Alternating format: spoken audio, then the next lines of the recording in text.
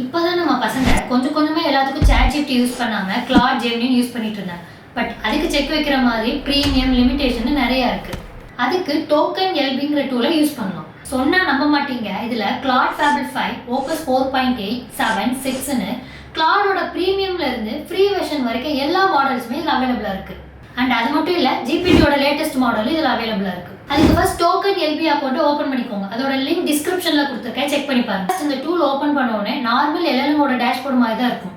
And நீங்கள் இந்த ஆப்ஷனை செக் பண்ணீங்கன்னா எல்லா ப்ரீமியம் மாடல்ஸும் அவைலபிளாக இருக்கும். அண்ட் இந்த ஆப்ஷன் நீங்கள் கிளிக் பண்ணீங்கன்னா ப்ரீமியம் மாடல்லேருந்து ஃப்ரீ மாடல் வரைக்கும் எல்லாமே அவைலபிளாக இருக்குது.